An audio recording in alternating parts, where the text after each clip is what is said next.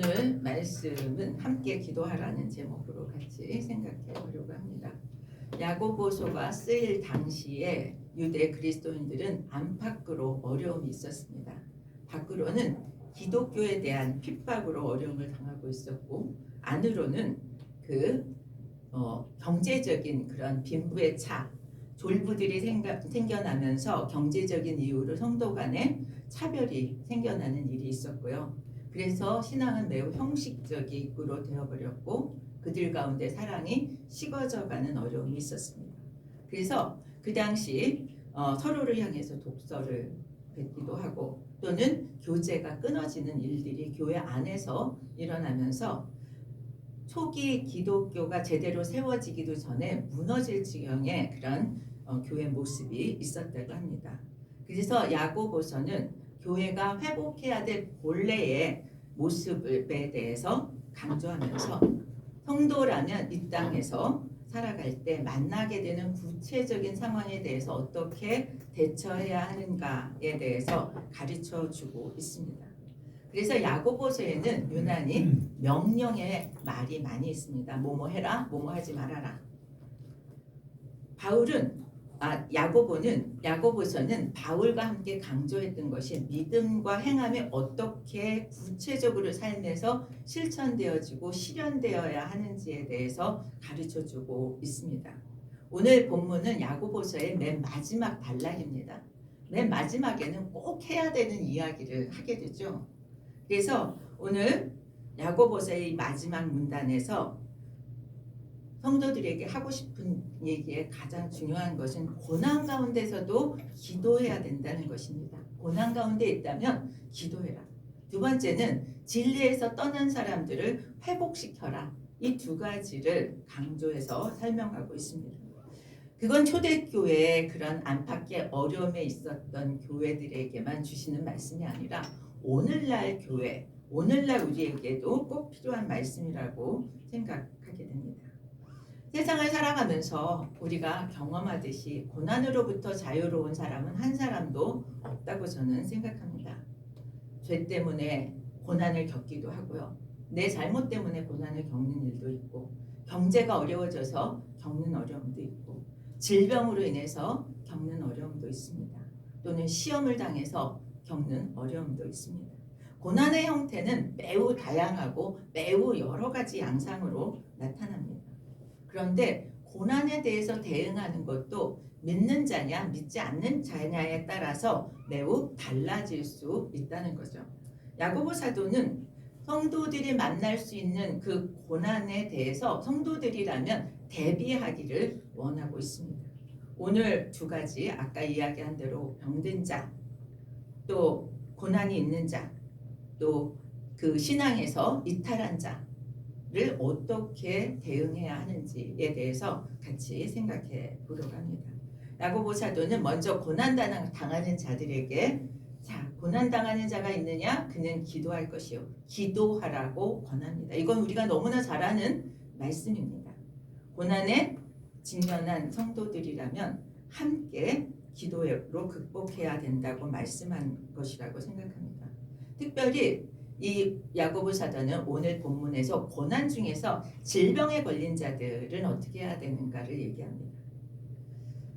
고난과 슬픔을 만나기도 하고 또 형통한 가운데 기쁨을 누릴 때도 있습니다. 우린 경험으로 기쁠 때도 있었고 고난으로 힘들어할 때도 있었습니다. 고난과 기쁨, 서로 상반되는 상황에서 어떻게 해야 되는지를 얘기하는데, 첫 번째는 고난을 만났을 땐 기도하고, 또 즐거운 일을 만났을 땐 어떻게 하라고 그래요? 찬송하라고 합니다. 여러분, 이것이 우리의 신앙의 기본 원리로 적용할 수 있기를 축복합니다. 어려울 땐 뭐 하고요? 기도하고, 기쁠 때는 찬송하고.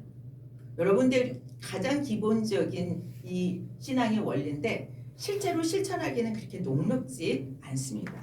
알고는 있는데 실제로 고난과 어려움을 만났을 때 기도의 자리로 바짝 나아가는 것이 쉽지 않습니다. 또 그럼 형통할 때는 어떻습니까? 형통할 때 막 하나님께 하나님이 다 해주셨습니다라고 찬양으로 바로 나아가십니까? 형통할 때는 내가 뭔가 잘하지 않았을까? 그런 것들이 더 안에서 나오는 것을 경험합니다. 신앙의 기본 원리가 우리의 몸에 배게 되기를 축복합니다. 그냥 삶이 되어져서 어떤 문제든지 주님께 가지고 나갈 수 있는 사람, 또 어떤 문제든지 기쁘고 감사할 때 하나님께 영광을 돌리며 하나님이 하셨다고 증거할 수 있는 그런 우리들이 되기를 축복합니다. 14절에서 특별히 병든 자에게 요청하는 것이 있습니다. 병든 자는 교회 장로들을 청하여 함께 기도하라 이렇게 얘기해요. 아주 구체적인 고난을 들어서 설명합니다. 먼저 할 일은 장로들을 청하라. 그리고 초청받아서 와서 기도해 달라고 요청을 받은 장로들은 거절하지 않고 가서 같이 기도해야 합니다. 여기서 장로는 오늘날의 목회자를 포함해서 교회에서 중추적인 사역을 감당하는 사람입니다. 믿음과 은혜에 신실한 사람, 충실한 사람, 이런 사람들을 지금 장로라고 표현하고 있고요. 장로들이라고 한 얘기는 한 사람이 아니라 교회에 여러 사람이 와서 함께 기도할 것을 얘기합니다. 치유를 위해서 기도할 때 합심해서 여러 사람이 위해서 기도하라고 해요. 하나님은 교회를 하나의 가족으로 그렇게 세우기를 원하셨습니다. 한 성도의 고난에 대해서 교회가 함께 기도할 것을 말씀하시는 것이라고 생각합니다. 질병과 같은 고난이나 또는 개인적인 어려움을 만날 때 믿음의 식구들이 함께 한자리에 모여서 짐을 나누면서 기도하라는 말씀이죠. 여러분, 어떨 때 이렇게 함께 다 내놓고 기도할 수 있습니까? 가족일 때 다 내놓고 기도할 수 있습니다. 우리는 믿음의 가족입니다. 믿음의 가족들이 함께 어려움을 감당하며 기도하며 그 어려움을 이겨나가라고 오늘 야고보 사도는 우리에게 권면합니다. 서로를 믿음의 가족으로 받고 서로를 위해서 간절히 기도할 수 있는 은혜의 교회가 되기를 소원합니다. 믿을 만한 교회의 지체들에게 기도를 부탁하고 함께 기도하는 것은 육체적인 질병의 치유뿐만 아니라 영적인 그런 문제까지도 해결되어질 수 있습니다. 함께 기도하면서 영혼이 잘 되는 복, 또 그 일로 인해서 함께 기도하면서 범사의 문제들이 해결되어지는 그런 은혜가 넘치기를 바랍니다. 그러면서 그리스도의 몸된 공동체가 서로 모여서 기도할 때 그 죄의 문제를 해결하고 그리고 간구할 때 역사가 일어난다고 말씀하고 있습니다. 믿음의 가족들은 기쁨과 슬픔과 고난을 함께 감당해야 하는 사람들입니다. 함께 찬양하고 함께 기뻐하고 또 하나님께 영광을 올려드리고 또 고난과 어려움에는 한 목소리로 정말 그 기도를 내 기도처럼 생각하고 기도하는 그러한 공동체를 권면하고 있습니다. 우리 은혜교회는 사랑과 행복을 나누는 은혜교회라고 하는 그런 표제를 갖고 있습니다. 사랑과 행복을 함께 나누고 찬양하고 영광을 돌릴 뿐만 아니라 모든 어려움에도 함께 안타까움으로 기도하고 중보하는 그러한 그리스도의 가족된 교회가 되기를 소원합니다. 15절에 이렇게 얘기합니다. 믿음의 기도는 병든 자를 구원하리니 주께서 저를 일으키시리라. 우리는 믿음의 기도를 드리면 하나님 응답하신다고 그렇게 알고 있습니다. 그러면 믿음의 기도가 병든 자를 일으킨다면 믿음의 기도는 우리가 가지고 있는 문제들에 대해서 응답하신다고 적용할 수 있습니다. 믿음으로 드리는 기도에 대해서 응답하시는 하나님, 그 하나님께 우리는 믿음의 기도를 드려야 하는데 그러면 믿음의 기도는 어떻게 드리는 것이 믿음의 기도인가? 야고보에 의하면 두 마음을 품지 않고 순수한 마음으로 드리는 기도가 믿음의 기도라고 얘기해요. 여기서 순수한 마음, 두 마음을 품지 않는다는 건 뭐예요? 의심의 불순물이 섞이지 않아야 된다는 것입니다. 우리는 기도를 하다 보면 자꾸 대안을 생각하거나 또는 하나님이 안 이루어 주실 때에 대한 염려를 하면서 기도를 하게 됩니다. 지금 믿음으로 드리는 기도는 두 마음이 아니라 한 마음으로 불순물을 의심이라고 하는 불순물을 제거하고 온전히 하나님께 나아가기를 하나님께서 원하십니다. 야고보는 하나님은 간구하는 자에게 반드시 지혜를 주신다고 얘기했어요. 그래서 후히 주시고 넉넉하게 주시는 그분께 지혜를 구하라고 얘기했습니다. 그런데 의심하는 자에게는 응답하지 않으신다는 말씀도 했어요. 여러분, 믿음으로 기도하고 하나님의 일하심을 보게 되기를 축복합니다. 그러면서 4장 8절에서는 마음을 깨끗이 하라. 우리가 하나님 앞에 믿음의 기도를 드릴 때 우리의 마음을 깨끗하게 정결하게 하고 정말 의심 없이 나아갈 수 있어야 된다는 말씀을 하고 있습니다. 두 번째, 믿음으로 드리는 것은 어떤 기도인가 하면 간절한 마음이 있어야 합니다. 간절한 마음으로 기도할 때하고 간절한 마음이 아니고 그냥 기도할 때는 우리 자신이 간절한지 안 간절한지 자체를 우리가 알 수 있습니다. 어떻게 기도하는 것이 간절한 것인가? 저는 두 가지를 성경에서 예로 같이 생각해 보기 원합니다. 회당장 야이로 죽어가는 딸을 살려달라고 주님 앞에 와서 엎드렸습니다. 간절하게 하나님 정말 내 딸을 살려주십시오. 지금 죽어가고 있습니다. 저는 기도하는 사람 중에 스보로닉의 여인의 기도를 좋아합니다. 그는 얼마나 간절했는지 모릅니다. 그래서 이방인이라고 개 취급을 받으면서도 귀신 들린 딸을 위해서 개도 부스러기를 먹는다고 부스러기라도 자기에게 달라고 그렇게 예수님 앞에 간구했습니다. 이것이 간절한 기도고 이것이 믿음의 기도입니다. 사랑하는 자녀를 살리려는 부모의 마음보다 더 간절한 마음은 없기 때문입니다. 부모는 어떻습니까? 자신의 목숨과 바꿔서라도 자식을 살리고 자식을 잘되게 하고자 하는 것이 부모이기 때문에 그렇습니다. 간절한 기도는 외적인 모양만으로 우리는 알 수 없지만 간절한 표현으로 무릎을 꿇고 엎드리고 소리를 지르면서 하나님께 구하는 것입니다. 그렇게 간절한 기도는 믿음의 기도로 하나님이 받으시는 줄 믿습니다. 기도 가운데 깊이 들어가 자신의 모든 자존심을 내버린 야이로나 스보로닉의 여인처럼 그렇게 하나님께 나아갈 수 있기를 축복합니다. 그들의 간절함을 예수님은 외면하지 않으셨습니다. 교회사를 보면 신유의 역사에 대해서 여러 가지 관점으로 생각들이 주장되어집니다. 그런데 신유의 역사는 신학자들이 어떻게 얘기하든지 간에 계속해서 일어나고 있었습니다. 초대 교회 때는 신유의 역사가 일어났습니다. 또 타락한 교회를 떠나서 사막에 수도원을 짓고 수도원에서 수도했던 수도사들은 이 치유 사역자로 많은 치유를 일으켰습니다.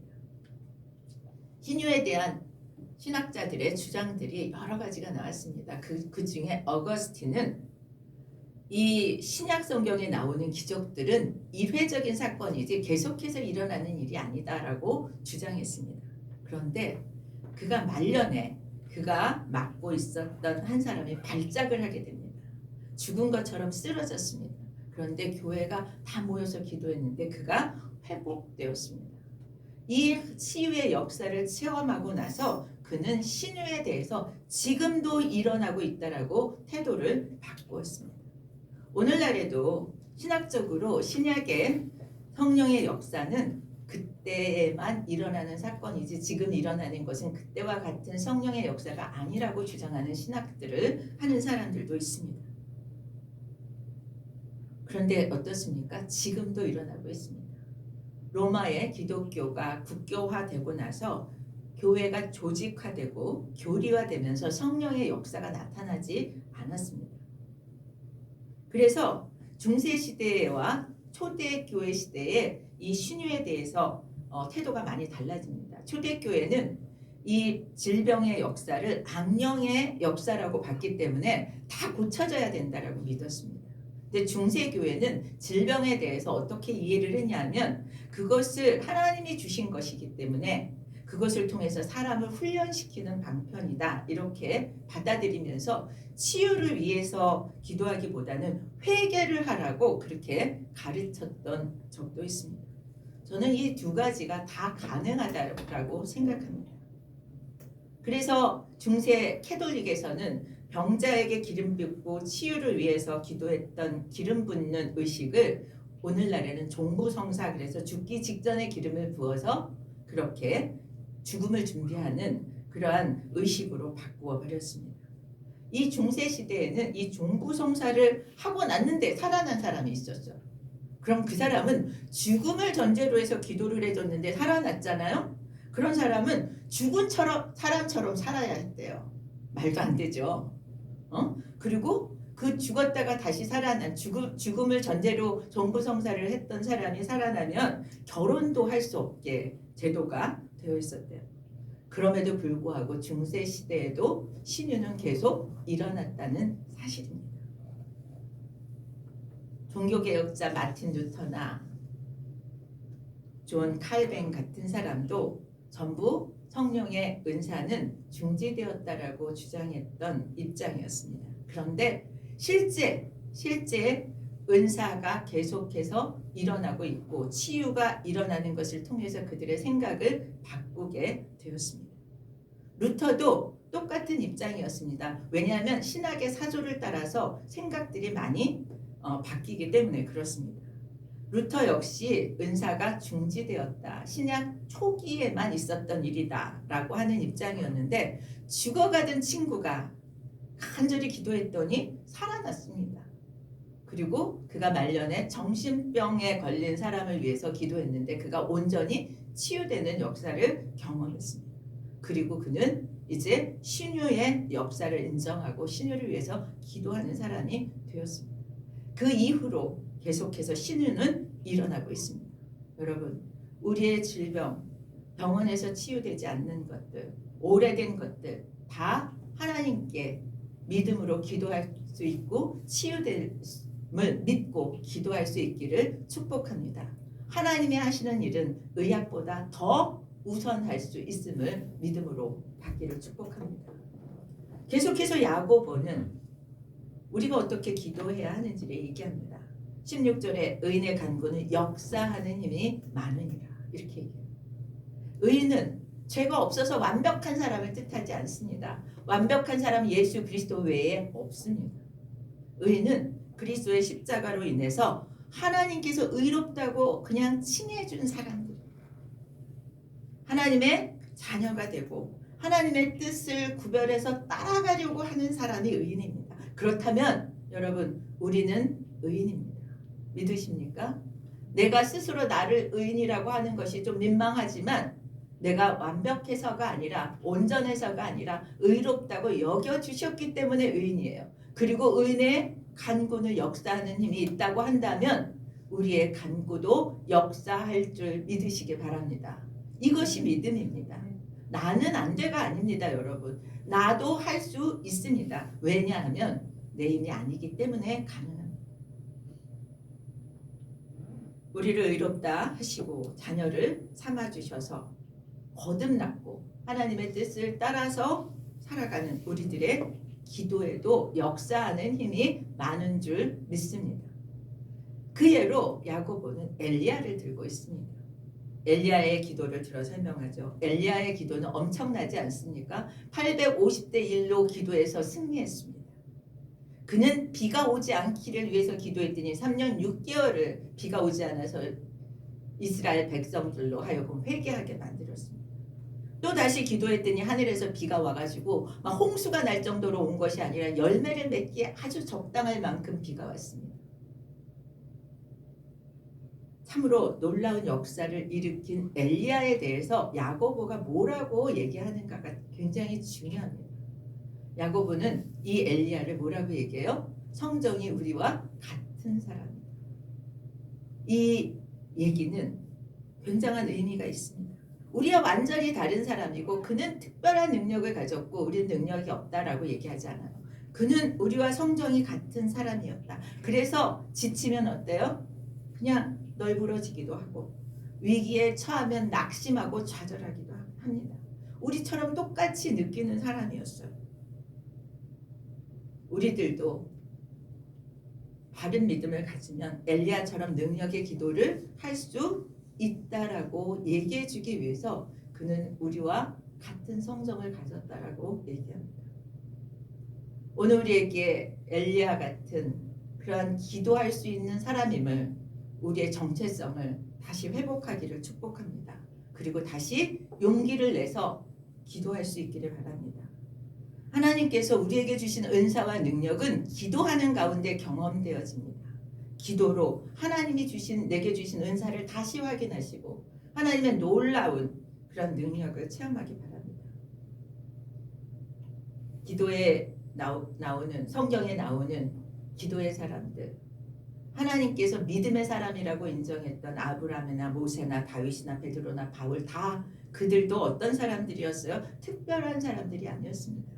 그들이 목자였고 어부였고 천막업자였고, 그들도 육체적인 한계를 느끼고 위험을 받으면 불안해하고 떨리고 낙심하고 좌절했습니다. 울고 웃고 우리처럼 똑같은 감성을 가졌던 사람들입니다. 그런데 그들은 위대한 사람으로 이름이 나와 있습니다. 그 차이는 무엇일까요? 그 차이는 믿음으로 간절히 기도하고 하나님을 경험했던 사람들입니다. 믿음으로 믿음의 기도를 올려드리고 간절함으로 하나님의 응답을 받게 되기를 축복합니다.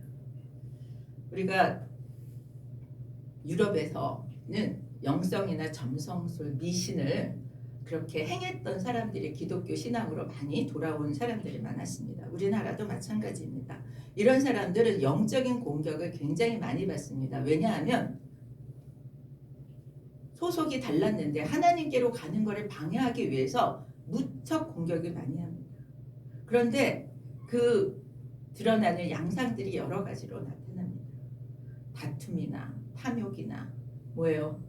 막 불같이 화를 내는 것이나 막 오만함으로 나타나기도 합니다. 여러분, 이것이 영적인 전쟁으로 생각하지 못하는 경우들이 많이 있어요. 그러면 본인만 괴로운 것이 아니라 주변에 있는 모든 사람이 괴로움을 겪게 됩니다. 여러분, 이런 영적 전쟁이 시작되어지면 본인은 물론 주변의 사람들이 다 괴로워지는데요. 이것을 영적 전쟁으로 볼 수 있는 영적인 눈이 열려야 돼요. 그렇다면 그것은 영적 전쟁에서 승리하는 것만 해결책인 줄 믿으시기 바랍니다. 타협을 해가지고는 이 영적 전쟁이 끝나지를 않아요. 참 생명의 빛으로 나아가고자 하면 방해하는 것들이 있습니다. 그것이 영적 전쟁의 양상인데 그것을 보지 못해요. 말씀과 기도밖에 영적 전쟁을 승리할 길이 없습니다. 말씀과 기도와 중보기도가 합쳐져서 영적 전쟁에 승리하는 우리 은혜교회 가족들이 되기를 축복합니다. 그래서 말씀과 기도로 끝까지 물리치지 쳐낼 때 그 근본적인 태세가 전환되어집니다. 그리고 분명한 태도를 가질 때 그런 악한 그런 공격은 뭐라 그러나요? 풍선에 바람 빠지듯이 힘이 빠져지게 되어 있습니다. 믿음의 1세대, 가정마다 믿음의 1세대는 영적인 공격을 참 많이 받습니다. 영적 전쟁은요, 타협으로 이길 수 없습니다. 그 영혼은 사랑하지만 그 영혼을 잡고 흔드는 세력에 대해서는 단호하게 거절할 수 있어야 됩니다. 독일의 어느 한 부부가 그리스도인이 된 후에 자주 아파서 병원을 갔다고 합니다. 근데 병원에 가도 치유가 일어나지 않았어요. 그래서 주술사를 찾아갔더니 조금 효과가 있었대요. 그런데 거기서 그치지 않고 영적인 공격을 크게 받게 됩니다. 밤마다 시커먼 그런 물체가 나타나서 고통스러운 그런 밤을 보내게 되었습니다. 주술사로 해결되어지지 않았습니다. 그래서 그는 교회를 찾아가서 회개하면서 우리는 더 이상 그런 그 원리를 배웠겠죠. 당신을 따르지 않는다. 악한 세력을 따르지 않는다. 예수님께서 이미 자신의 그런 영적인 묶임을 풀어주셨다. 우리는 이제 나는 더 이상 악한 것과 끊는다라고 선언을 하고 기도를 했는데 그 이후로 그들은 평화를 누리게 되었다고 합니다. 이 이야기는 독일 어느 부부의 이야기가 아니라 제가 사역하는 데 만났던 많은 가정들도 이렇게 회복되어지는 것을 경험했습니다.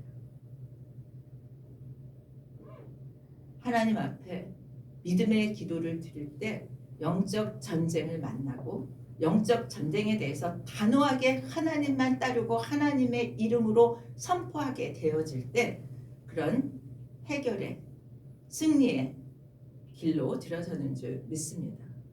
우리도 우리의 죄를 회개함으로 정결해져서 믿음으로 기도하면 기도의 능력을 체험할 수 있고 묶임들이 풀어지는 역사를 경험할 줄 믿습니다. 야고보서 4장 2절에 우리가 얻지 못함은 구하지 아니함이라고 얘기했습니다.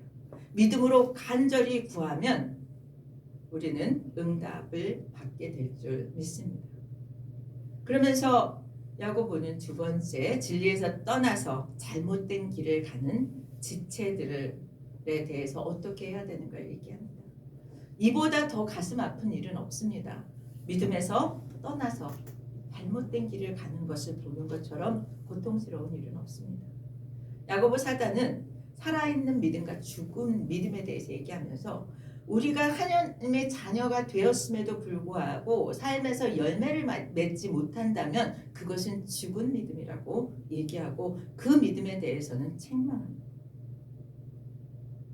우리 주변에 진리를 벗어나 그릇된 길로 가고 있는 지체들이 있다면 우리는 그들을 다시 회복시켜야 할 영적인 책임감이 있음을 알아야 합니다. 그래서 우리는 그 영혼을 사랑하지만 그 영혼이 회복되어지기를 위해서 끝없이 기도해야 됩니다. 하루아침에 되어지지 않을 수도 있습니다. 평생을 걸고 한 영혼을 살리는 일을 위해서 힘써야 합니다. 오늘 뭐라고 얘기해요? 죄인은 미혹된 길에서 돌아서게 하는 자가 그의 영혼을 사망에서 구원할 것이다. 한 영혼을 살려내는 일을 하는 것이라는 거예요. 지금 한국 교회에 한국 사회에 얼마나 많은 미혹하는 영이 있는지 몰라요. 젊은이들에게는 정말 예수를 믿는다고 얘기하면 부끄럽게 여기게 할 만큼 사회적인 환경이 되었습니다. 자기 마음대로 사는 것이 옳다라고 하는 그런 생각들이 팽배해 있습니다. 얼마나 잘못된 길로 미혹하는지 모릅니다. 진리를 떠난 자들을 돌이키게 하는 일은 그리스도인 한 사람 한 사람 우리 모두의 일입니다. 누가 돌아서게 하면이라고 하는 말, 함께 신앙생활을 하다가 함께 가족으로 있다가 하나님을 떠난 자들을 하나님 품으로 돌이키는 데는 누가가 없습니다. 각자 다 그 책임을 다해야 된다고 얘기합니다. 여러분 그렇다면 진리에서 떠나 있는 지체를 돕기 위해서 우리는 어떻게 준비해야 될까요? 우리 자신이 먼저 진리로 확실하게 무장되어야 합니다. 내가 확신이 없는데 누구를 어떻게 돌아오게 하겠어요? 두 번째는 믿음이 연약한 지체들에 대해서 관심이 있어야 돼요. 그것은 곧 사랑입니다. 영적 전쟁을 하고요. 정말 귀신을 쫓아내고 정말 한 사람을 살려내는 데는 사랑이 없이는 안 돼요. 정말 사랑으로 품으면서 끝까지 그를 사랑하고 그 영혼이 살아나기를 위해서 눈물의 기도를 드려야 합니다. 그러면 그 마음을 녹이시는 분은 하나님이세요. 그 마음을 녹이시고 따라오게 되어지는 줄 믿습니다. 사랑해야 애정을 가지고 그 영혼을 살펴볼 수 있고 그 영혼이 얼마나 피폐한지 얼마나 잘못되었는지를 보게 됩니다. 그것을 보아야 우리는 그를 그 영적인 필요를 돌볼 수 있기 때문에 그렇습니다. 구원의 방주에서 실족하면 구원의 방주에 스스로 못 와요. 누군가가 그를 끌어당겨서 방주 안으로 끌고 와야 합니다. 그러면서 오늘 성경은 허다한 죄를 덮을 것이라. 그가 잘못된 길로 가면 죄의 길로 가는 거예요.